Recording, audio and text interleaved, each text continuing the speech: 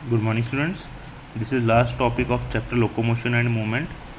In the last topic, we have read about axial and appendicular skeleton. I hope आप सभी को समझ आ गया होगा axial और appendicular skeleton क्या होता है.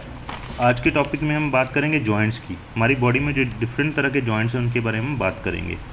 Joints are essential for all type of movement involving the bony part of the body.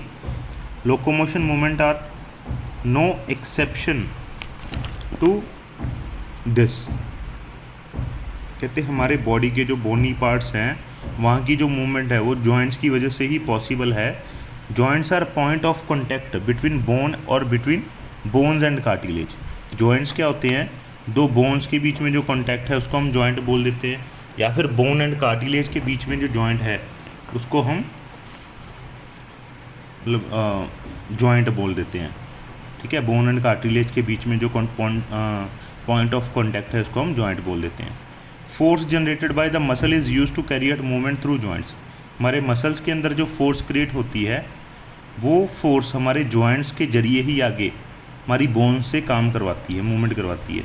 When the joint act where the joint act as a fulcrum. हमारा जॉइंट जो है वो फलक्रम की तरह काम करता है. The movability of this joint vary depending on different factor. और जो हमारी मूवमेंट है जॉइंट्स की ये डिपेंड करती है कुछ फैक्टर्स के ऊपर भी. कुछ जॉइंट्स ज़्यादा मूवमेंट शो करते हैं, कुछ कम मूवमेंट करते हैं. ठीक है, उसके पीछे भी कुछ रीजन होते हैं. Joints have been classified into 3 major structural form, namely fibrous, cartilage and synovial joint. हमारे पास 3 तरह के जॉइंट हैं. फाइब्रस जॉइंट पहले हम पढ़ते हैं. Do not allow any movement. ये किसी भी तरह की मूवमेंट नहीं अलाउ करते.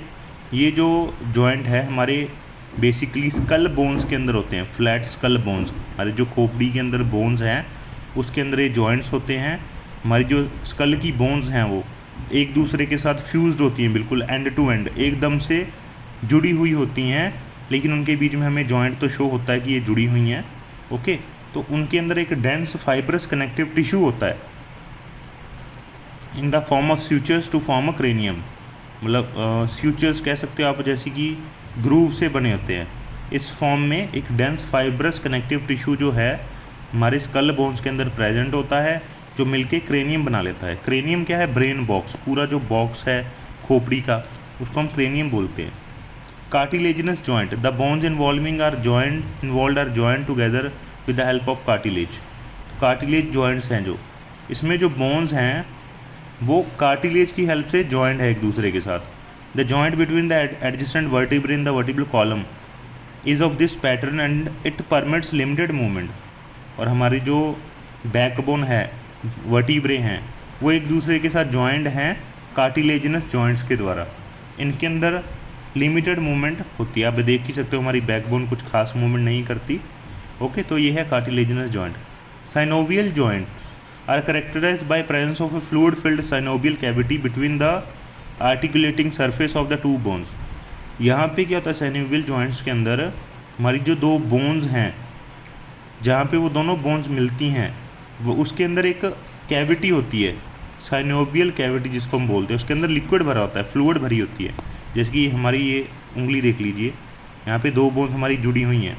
तो यहाँ पे क्या है? ये साइनोवियल जॉइंट है जो हमारी काफ़ी ज़्यादा मूवमेंट हमारे मतलब बोन्स की करवाता है.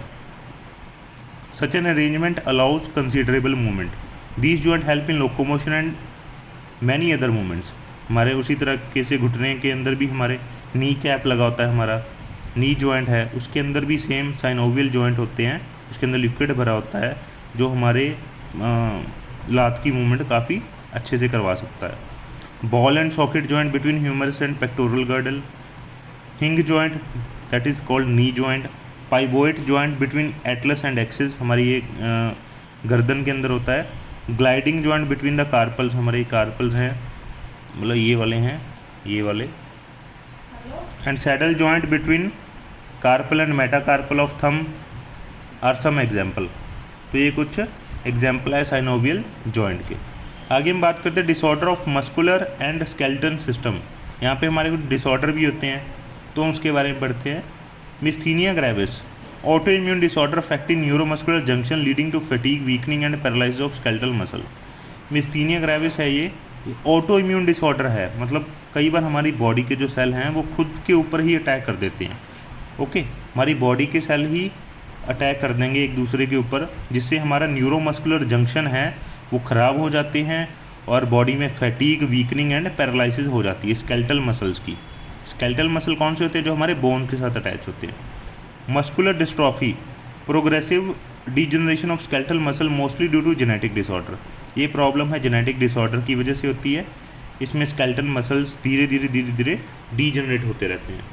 Tetani, rapid spasm in muscle due to low calcium in the body fluid. जब हमारी बॉडी फ्लूइड में से कैल्शियम की अमाउंट कम हो जाए तो हमारे जो मसल्स है बहुत ही ज़्यादा कंट्रैक्शन करते रहते हैं। ऐसे मतलब नॉर्मली बंदा बैठा है लेकिन फिर भी मसल्स कंट्रैक्शन करते रहते हैं, वह tetani. Arthritis, inflammation of joints, हमारे जो जोड़ हैं उनके अंदर इन्फ्लामेशन आ जाती है, स्वेलिंग आ जाती है, वो सब आर्थराइटिस के अंदर आ जाता है। ओस्टियोपोरोसिस, ये एक बड़ा ही इम्पॉर्टेंट डिसऑर्डर है, ये आपको पढ़ने की बहुत ज़्यादा ज़रूरत है क्योंकि ये नॉर्मली ओल्ड एज में जाके हो जाता है, तो इससे आपको ध्यान भी रखना है, मैं वो भी बताऊंगा कैसे। Age related disorder characterized by decrease bone mass and increase chance of fracture. इसमें क्या होता है, एज रिलेटेड है ज़्यादातर, ओल्ड एज में जाके हड्डियाँ कमज़ोर हो जाती हैं, फ्रैक्चर के चांस ज़्यादा हो जाते हैं। Decrease level of oestrogen is a common cause, ये ज़्यादातर फीमेल्स के अंदर होता है। एस्ट्रोजन का जो लेवल है ओल्ड एज में जाके डिक्रीज़ हो जाता है, जिसकी वजह से ओस्टियोपोरोसिस होता है। तो इसको आप ठीक कैसे रख सकते हो? आप कैल्शियम जो है एक प्रॉपर मात्रा में खाइए, मिल्क जो है रेगुलर पीजिए ताकि ओस्टियोपोरोसिस की दिक्कत ना आए। Gout, inflammation of joint due to accumulation of uric acid crystals. ये क्या है? जॉइंट्स की इन्फ्लामेशन होती है यूरिक एसिड क्रिस्टल की एक्यूमुलेशन की वजह से, उसको हम बोलते हैं गाउट। ओके, तो ये सारे हमारे डिसऑर्डर्स थे। तो हमारा चैप्टर लोकोमोशन एंड मूवमेंट ख़त्म हो चुका है। आप इस चैप्टर को अच्छे से पढ़ लीजिए, कोई डाउट हो तो हमसे डिस्कस कर लीजिए। कल हम हमारा अगला चैप्टर शुरू करेंगे। Thank you.